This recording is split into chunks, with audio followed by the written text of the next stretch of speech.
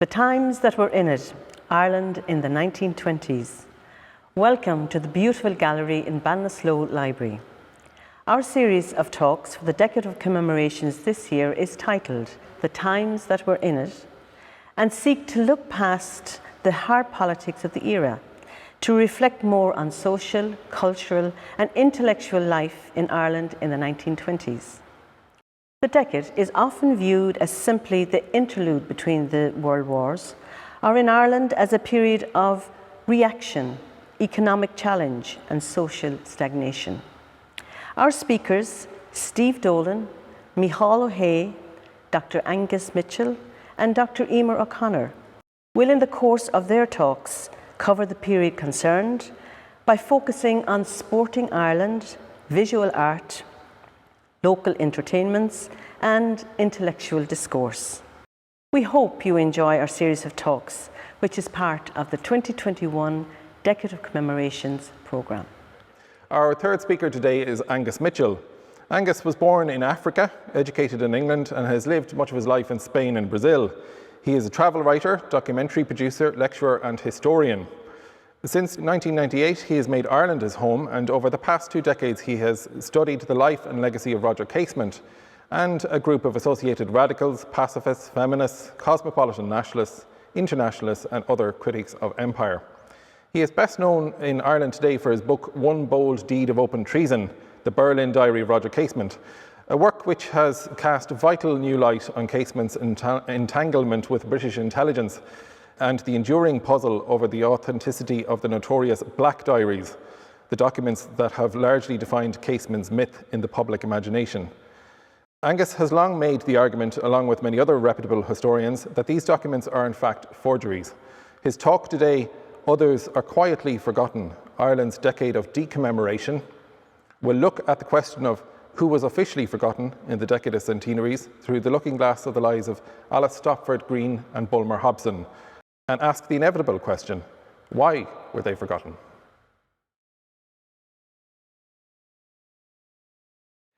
Others Are Quietly Forgotten, Ireland's Decade of De-commemoration.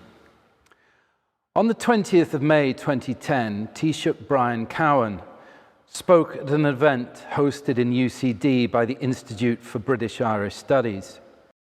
It was an occasion that in many ways set down early guidelines for the Decade of Centenaries and spoke candidly to the politics of commemoration. Also present that day was Nelson McCausland, a member of the Northern Ireland Assembly and their Minister of Culture, Arts and Leisure. In a telling admission, Cowan stated, "Commemoration, of course, is a selective act. We choose what to commemorate and how to commemorate it. We decide that some events are worth remembering, honour them with exhibitions and pageants, films and novels. Others are quietly forgotten. We commemorate what we believe to be important." Historians who write about commemoration are only too aware that there is both a fierce politics and inherent strain in what is remembered and what is forgotten. Guy Byner's recent study on forgetful remembrance and the forgetting of Protestant and Presbyterian involvement in the 1798 rebellion in Antrim analyses this tension well. But acts of selection are not something exclusive to commemoration. Historians agree that there are aspects of Irish history that are deliberately screened out and remain out of bounds. But the question is rarely asked, why are these subjects screened out? Who and what determines the agreed boundaries of Irish history? Brian Cowan's 2010 speech can be read in marked contrast to the 4th of December 2020 speech by President Michael D. Higgins. President Higgins argued not for forgetting, but for a hospitality of narratives.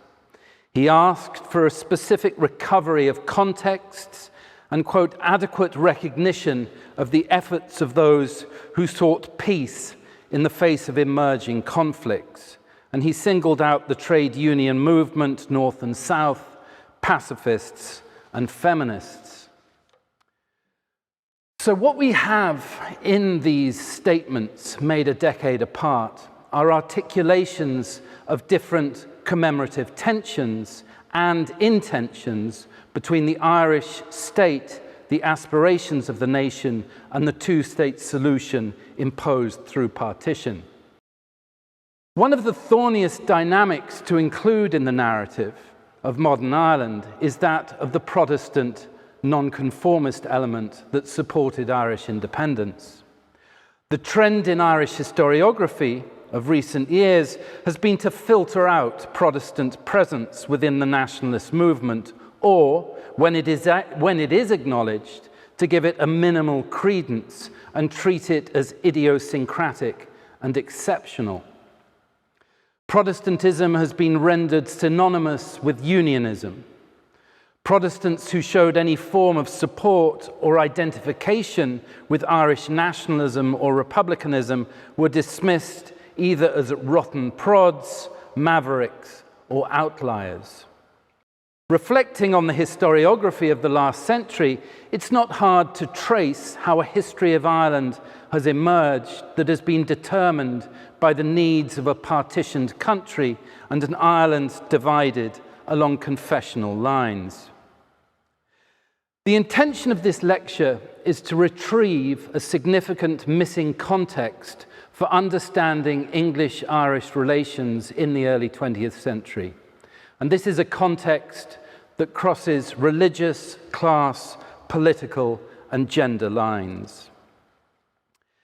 This retrieval will be considered through the interaction of two figures deeply involved in the revolutionary period, Alice Stopford Greene and Bulmer Hobson, two individuals whose names have been remarkably missing from discussions on the period and recent history marking the Decade of Centenaries.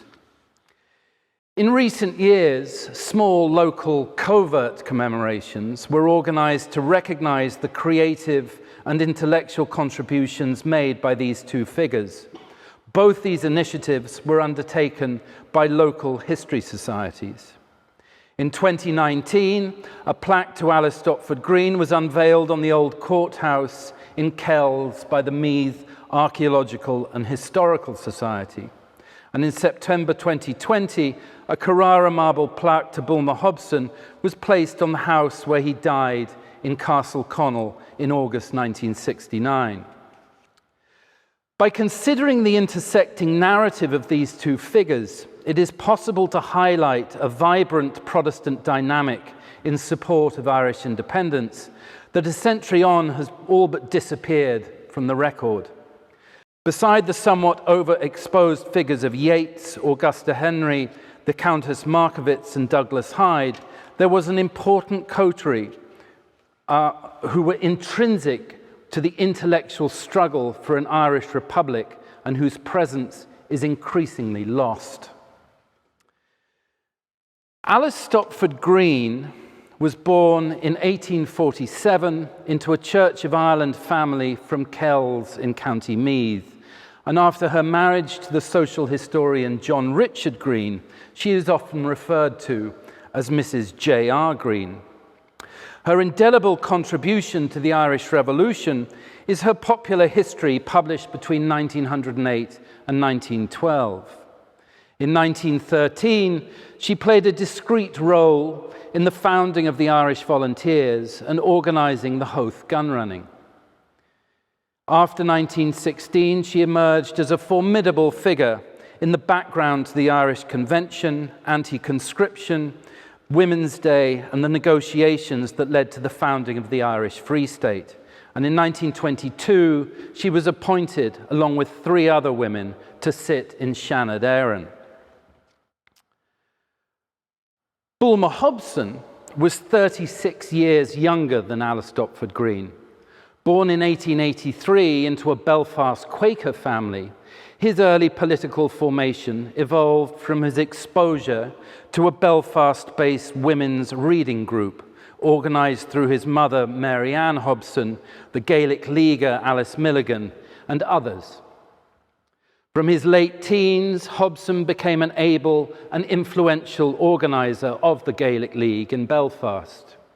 He co-founded various nationalist youth movements, including the Ulster Literary Theatre, na Fianna Éireann, and the Dungannon clubs.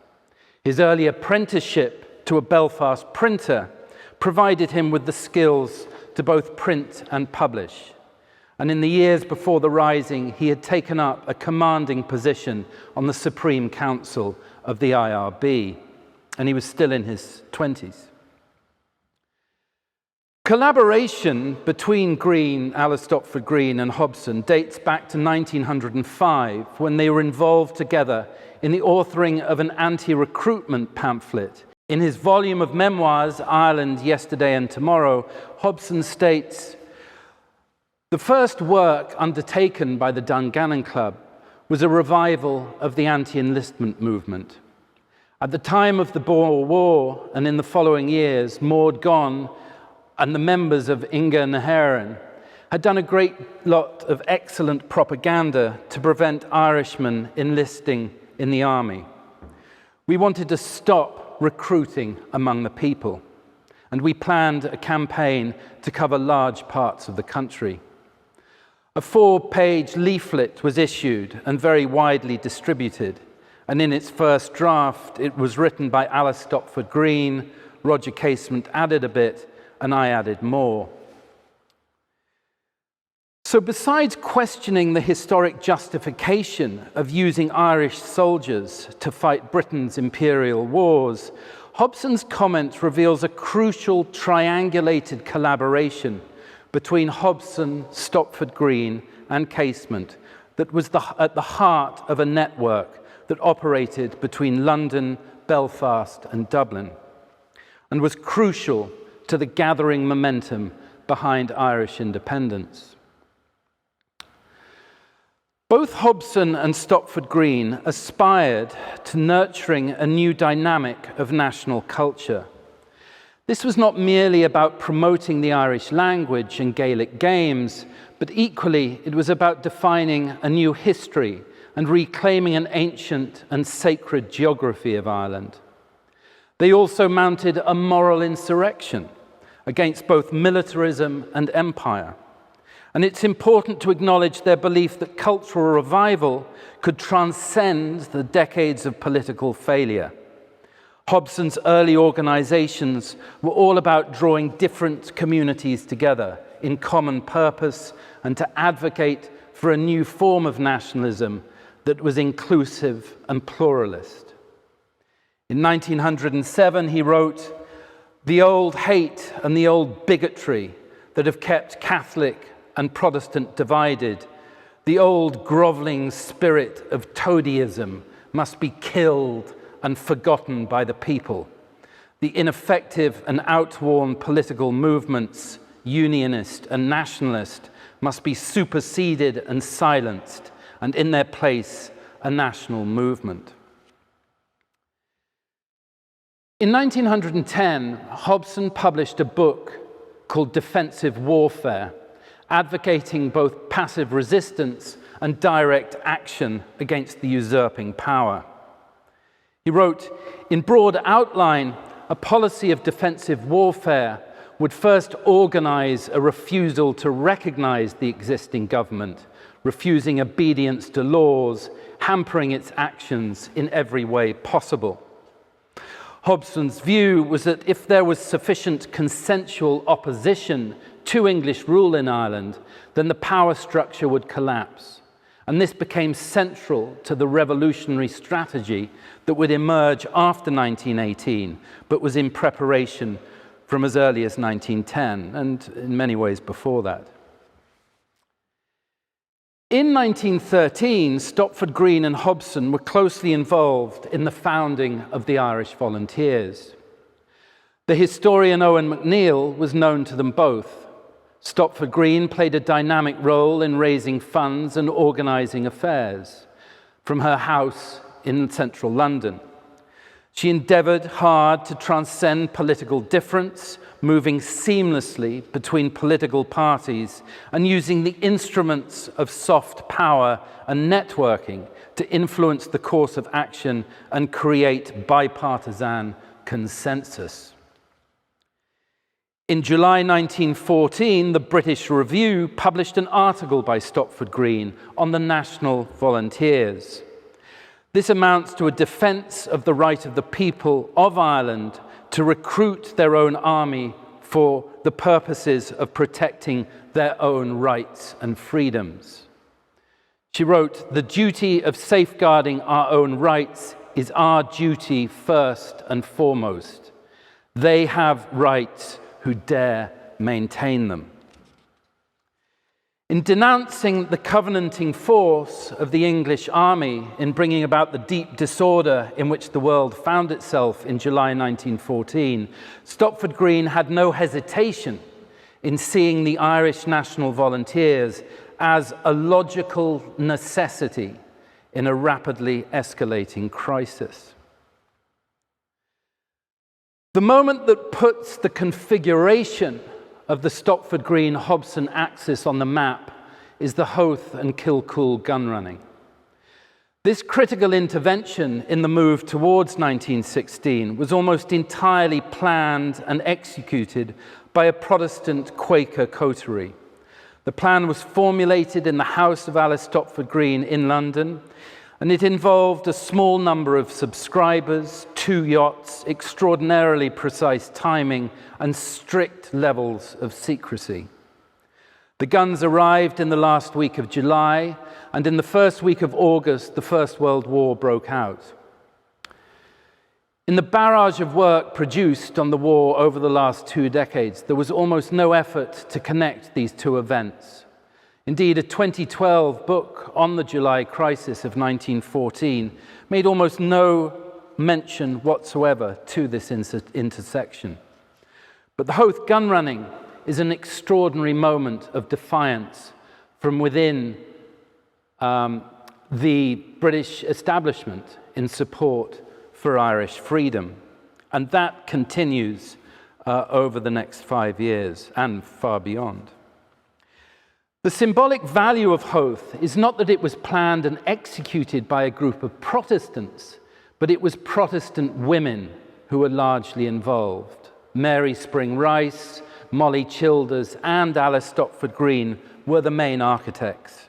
And that fusion of the agency of women with the cause of Ireland is key and will become clearer in the next few minutes as I speak towards 1921. The standing of Stopford Greene within the national volunteer movement in these early months might be partly assessed by this letter from Bulmer Hobson to Stopford Greene, dated the 27th of October 1914.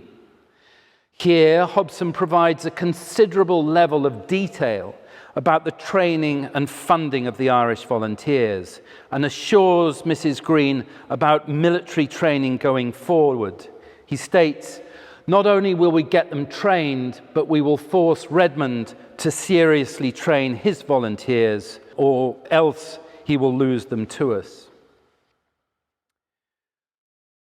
Following the events of the Easter Rising, Hobson and Stopford Greene disappear. Because neither took part in the action, they have vanished from the narrative. Hobson was kept under house arrest by the IRB in the early days of the Rising, so as not to interfere with plans to trigger it. There's been a general misapprehension that Alice Stopford Greene opposed the Rising. As a pacifist, this is probably the case, but she only ever made a few direct comments about the conflict that would suggest a more nuanced understanding. In November 1917, and this is one of the few references she actually makes to the Easter Rising, she wrote, "The shooting and hanging of rebels in 1916 had an effect which the British imagination did not foresee. The dark remembrance of the cruelties which caused and followed the rebellion of 1798 had, in long lapse of time, begun to die down. There was a general assuaging of bitterness as the years marked their slow reconciliation, But now, at the call of the dead, a century was blotted out, and old memories rose from their graves, bearing passion and terror and unquenched affections. The churches were filled with solemn crowds, intense emotion. A new situation had been created, the power of which was enduring.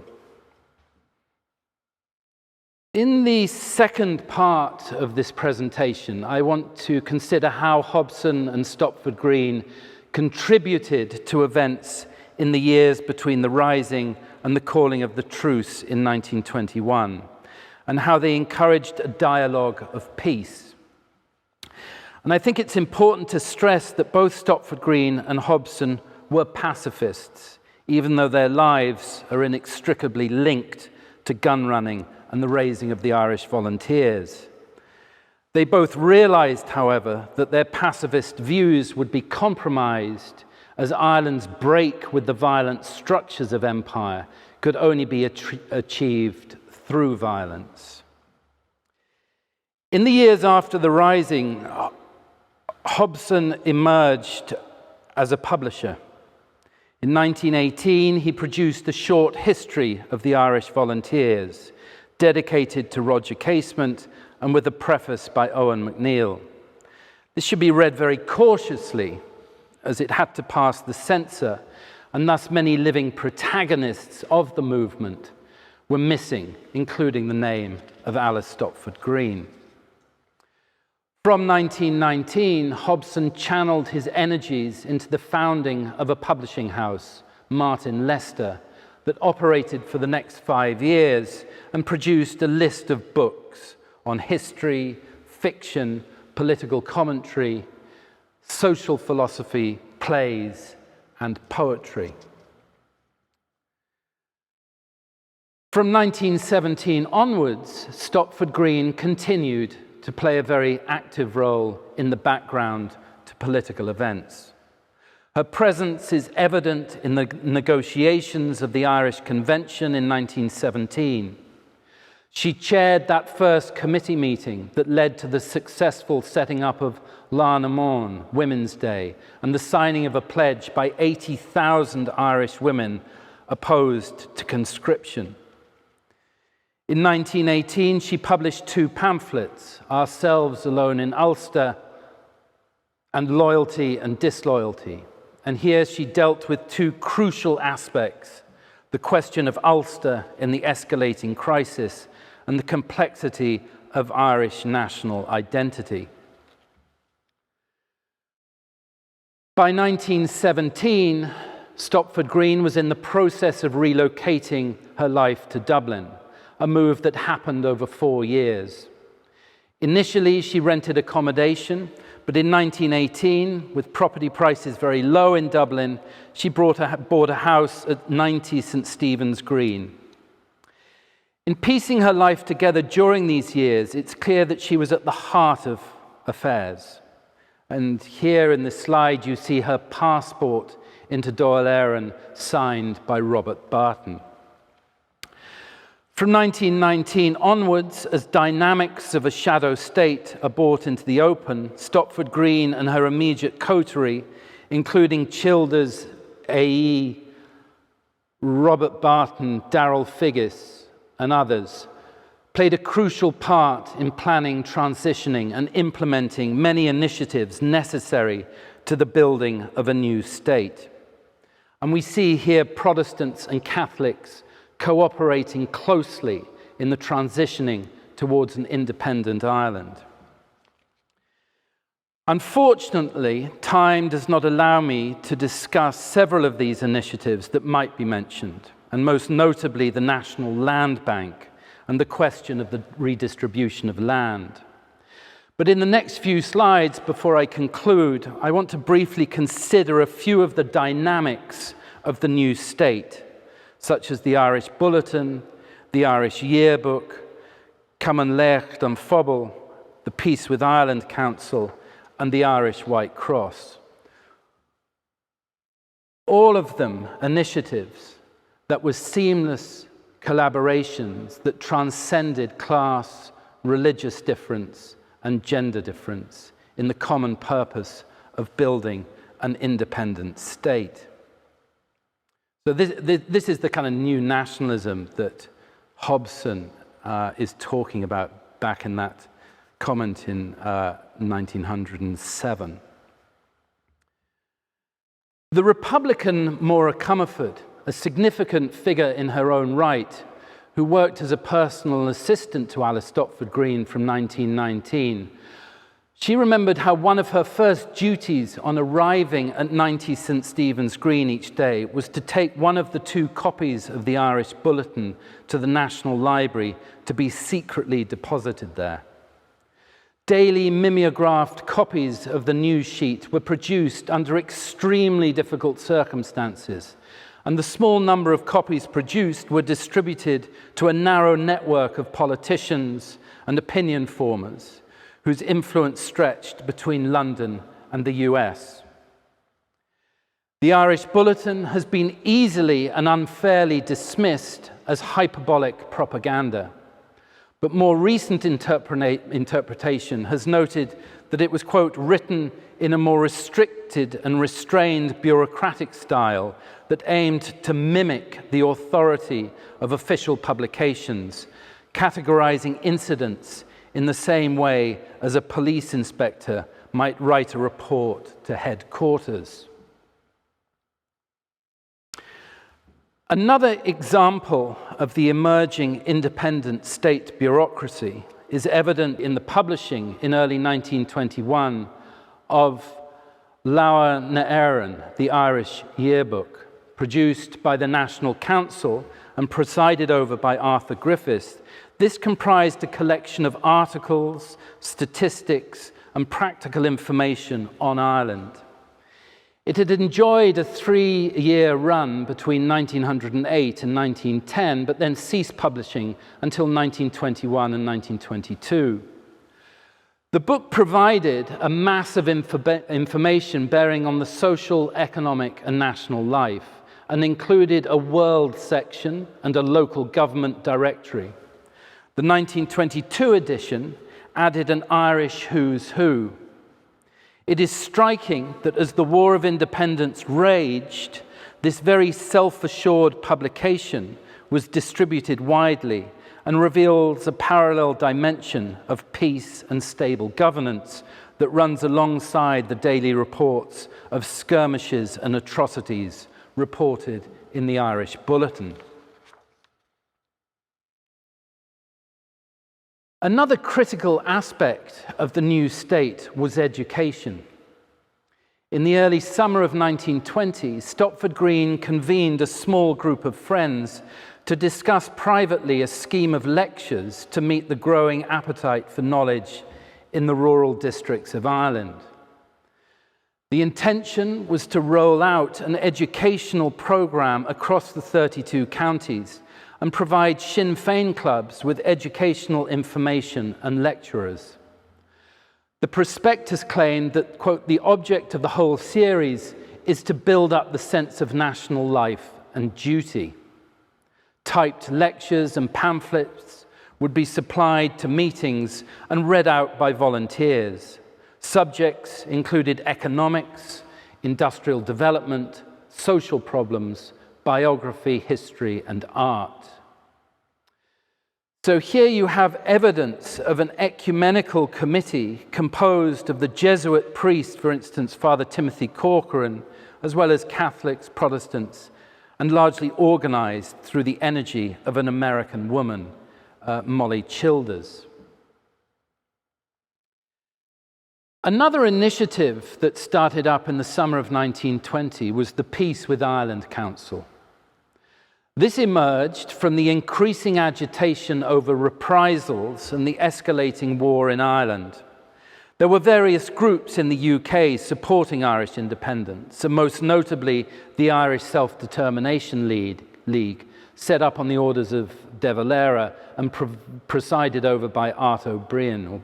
And of course, that was recruited largely, or composed largely, of members of the Irish community living in England. However, the Peace with Ireland Council has been remarkably absent from recent historiography of the period. It was given considered prominence in the study of D.G. Boyce on Englishmen and the Irish Troubles, published in 1972, but it has since, analysis of it has since dwindled almost entirely from view. Boyce noted back then that it, quote, represented a non-party front against government policy and was supported by prominent Conservatives, Liberals and Labour members, as well as women. Significantly, it was founded by two historians, Basil Williams, a very close friend of Erskine Childers, and George Fitzharding Berkeley. The council included various religious leaders and nonconformists and intellectuals such as the foreign correspondent H.W. Nevinson, the theatre critic, Cambridge apostle and member of the Bloomsbury group Desmond McCarthy, and the playwright, polemicist and political activist George Bernard Shaw. From late 1920 to July 1921, the council organised hundreds of high-profile events across England and produced leaflets published in their hundreds of thousands, intended to sway public opinion. George Berkeley, who wrote a statement about the council, commented on the sheer number of leaflets and pamphlets that were produced for the campaign.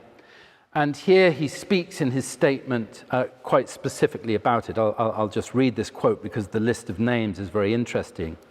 He said, "Before the end of the campaign, we must have had nearly 30 pieces of printed ephemera, almost every one of which was signed by a well-known man or woman, such as J.L. Hammond, A.E., George Russell, G.K. Chesterton, Hilaire Belloc, Robert Lind, Clutton Brock, Mrs. J.R. Greene, Basil Williams, H.W. Nevinson, and others.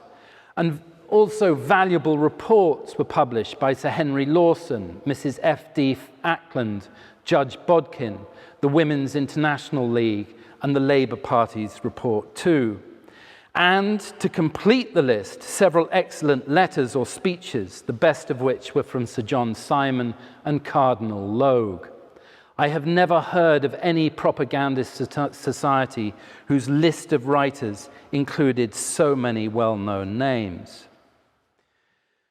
The Peace with Ireland Council shows an immense intellectual network that stretched across mainly England and was prepared to denounce the failings of government policy. In early 1921, a humanitarian initiative, the Irish White Cross, was established to alleviate the immense suffering and hardship in Ireland. And it was estimated that the war had left 100,000 people destitute. The Irish White Cross was driven by humanitarian motives, by men and women who were representative of practically every section of the political and religious beliefs of the Irish community. The organization was headed up by a young Quaker, James G. Douglas, who left a valuable memoir of his work. Again, the impressive list of public figures and activists who were prepared to openly support the venture is extraordinarily revealing. The names of Michael Collins, TD, is found alongside the names of Protestant and Catholic bishops, Conservative MPs, and the list of women reads like a who's who of activists. Hannah Shee Skeffington, Maud Gonne, Kathleen Clark were all on the executive committee, while the managing committee included Dorothy McArdle, Mary Hayden, Kathleen Lynn, Albinia Broderick, Nellie O'Brien, Mary Spring Rice, Maura Comerford, and Alice Stopford Greene. But there were many other names too. Independently from the Irish White Cross, in December 1920, a committee for the relief of distress in Ireland had been founded in the US. And in early 1921, this organization linked up with the Irish White Cross, and Douglas took on the task of distributing funds to the communities most damaged by the war, and that included communities in the north. During late 1920 and early 1921, a series of individuals and delegations arrived from the US and England to report on the humanitarian crisis.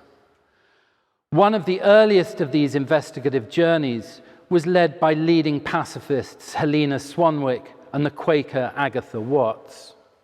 The Peace with Ireland Council sent General Sir Henry Lawson and Lady Mark Sykes to report. What happens in the months leading up to the treaty is that the British Empire loses the propaganda war in Ireland, both nationally and internationally. The issue of reprisals had been steadily boiling away since the start of violence in 1919. But by late 1920, the question of reprisals was at the very core of how the war was constructed in the public imagination. Commenting on this culture of tit-for-tat violence, G.K. Chesterton wrote, quote, "Law is based on the idea that the criminal can be punished. Reprisals are based on the idea that he cannot be punished." End quote. The indiscriminate use of violence by the authorities provided the necessary evidence that civic government had broken down. The Peace with Ireland Council campaign verified that the struggle for moral authority had been lost, and people in England felt ashamed for what was being done in their name. What is interesting about the organisation of both the Peace with Ireland Council and the Irish White Cross is the extraordinarily prominent place of women in both organisations. Alice Stopford Greene's niece, Edith Stotford, was the highly efficient administrator of the Peace with Ireland Council at the height of its campaign from January to July 1921. The moment of greatest public resonance was the protest held in Trafalgar Square in early July 1921. A hand-embroidered banner bearing the inscription, "Peace will unite us," led the protest. The place of women that day was very prominent, and this image of Margaret Buckmaster wearing an apron saying, "We English protest," captures this presence well. One of the main organisers was Charlotte Despard of the Women's Freedom League, and other key participating groups included the Catholic Women's Suffrage Society, the Fabian Women's Group, the Women's Cooperative Guild, the Women's International League for Peace and Freedom, Women's Liberal Foundation, the United Irish League, and various trades union and Labour Party groups.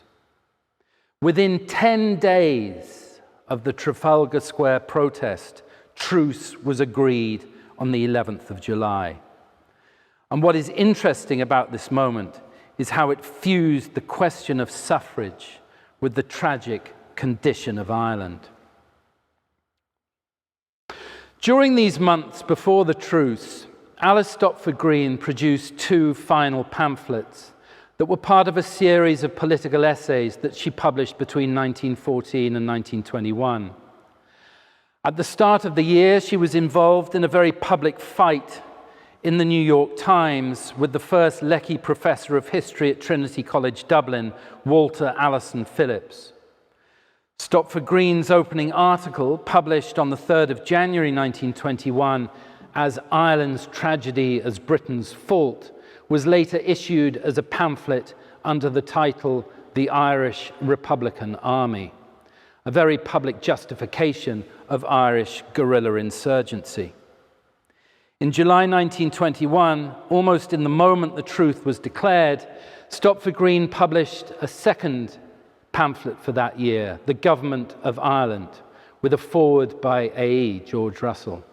Here she offered an accessible survey of the political solutions and indeed process that had been tabled to bring about peace in Ireland. She was particularly critical of the Government of Ireland Act of 1920 and the inscribing of partition into law, which she argued was unrepresentative and no more than an imperial response to England's problem with Ireland.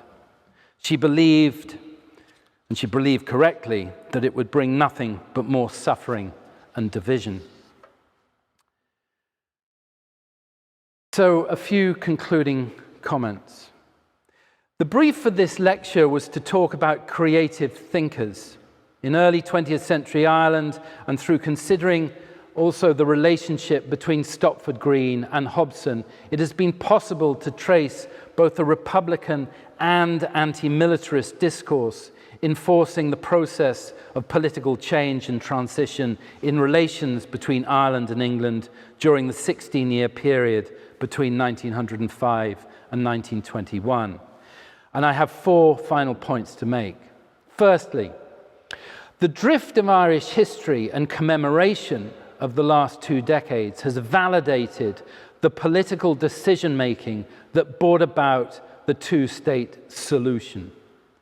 The framing of partitionist historiography has required a screening out of several key Protestant intellectuals and an extensive support network in England for Ireland. The cause of Irish freedom built transnational and ecumenical solidarities and alliances between socialists, women's organizations, religious denominations, and the trades union movement that should be more adequately recognized if we are truly intent on responding to President Higgins's call for ethical remembering. Second, there has been little acknowledgement of the cultural preparation that linked the cultural revival with the emergence of the Irish Free State in 1922. Hobson's publishing company, Martin Lester, is in various ways a manifestation of the Republican creed he had espoused through the Dungannon clubs and the early years of Sinn Féin. And I would have liked to have discussed this in more detail, and I hope to at another time. Thirdly, evidence within the Hobson-Stopford-Greene narrative, within that narrative, is a strong humanitarian dimension at the birth of the Irish Free State. And this was channeled through both Britain and America. And again, time prevents me from speaking about other initiatives, and I would have liked to talk more about St. Ultan's, the hospital for women and children set up by Kathleen Lynn and others. And fourthly and finally, much of the history produced for the Decade of Centenaries has wiped out meaningful reference to any dialogue of peace from below during the long war that raged from 1914 to 1923. And I wonder, should we ask why? Why are we selecting certain events to be remembered while others are quietly forgotten? And when we do draw these forgotten others back into the narrative, we find that they were more than gun runners and traitors. They were the architects of peace, spirits of unification, advocates of just transition, united by their common refusal to obey the logic of empire. We should, I think, give peace a chance. Thank you.